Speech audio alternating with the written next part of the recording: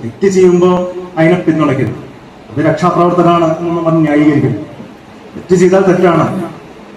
കാരണം പോലീസ് എത്രത്തോളം ഫോഴ്സ് ഉപയോഗിക്കാൻ പാടും എന്നുള്ളതിനെ കുറിച്ച് ഒരു ജനാധിപത്യ സമൂഹത്തിന് ഒരു കാഴ്ചപ്പാട് ഉണ്ടാവണം. മറ്റു രാജ്യങ്ങളിലൊക്കെ ഉണ്ട്.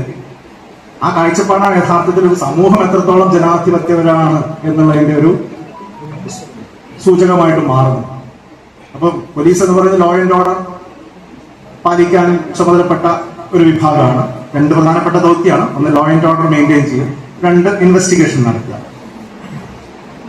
ഈ രണ്ടും ഇന്ന് കേരള പോലീസ് ഞങ്ങൾ സെപ്പറേറ്റ് ആയിട്ട് വീതം വെച്ചിട്ടില്ലാത്തതുകൊണ്ട് രണ്ടും ഒരുമിച്ചാണ് നടക്കുന്നത്. അപ്പോ ഈ ലോ ആൻഡ് ഓർഡർ മെയിൻറ്റെയിൻ ചെയ്യുക, ക്രമസമാധാനം പാലിക്കുക എന്നുള്ള പ്രാഥമികമായിട്ടുള്ള ഉത്തരവാദിത്തം. അതുകൊണ്ടാണ് നമ്മൾ പറയുന്നത് പൗരന്റെ ജീവനും സ്വത്തിനും സംരക്ഷണം നൽകുക എന്നുള്ളതാണ് പോലീസിന്റെ ഏറ്റവും പ്രധാനപ്പെട്ട ഉത്തരവാദിത്തം. ജനാധിപത്യ സമൂഹത്തിൽ നമുക്ക് പറയാൻ സാധിക്കും പോലീസിന് ഫോഴ്സ് ഉപയോഗിക്കാം, പക്ഷെ ഒരു അക്രമം തടയാൻ, അതിനെ നിയന്ത്രണത്തിൽ കൊണ്ടുവരാൻ, അക്രമകാരിയെ കീഴ്പ്പെടുത്താൻ എത്രത്തോളം ഫോഴ്സ് ഉപയോഗിക്കാമോ അത്രത്തോളം ഫോഴ്സ് ഉപയോഗിക്കാം. തെറ്റില്ല. അതിനപ്പുറത്തേക്ക് തടയും. വൺസ് ഈ പറയുന്ന അക്രമകാരി നിയന്ത്രണ വിധേയമായി കഴിഞ്ഞാൽ പിന്നെ വളഞ്ഞിട്ടടിക്കരുത്. അത് എക്സസ് ആണ്.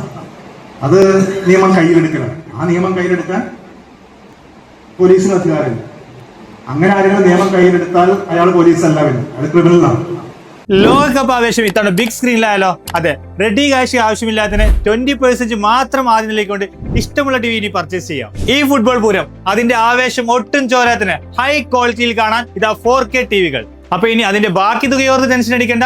ബേയ്മെന്റ് നിങ്ങൾക്ക് നൽകുന്നു പലിശരഹിത മാസത്തവണയിൽ. അപ്പോൾ നിങ്ങളുടെ ടി വി അപ്ഡേറ്റ് ചെയ്യാൻ വിളിക്കൂ ബേയ്മെന്റിലേക്ക്.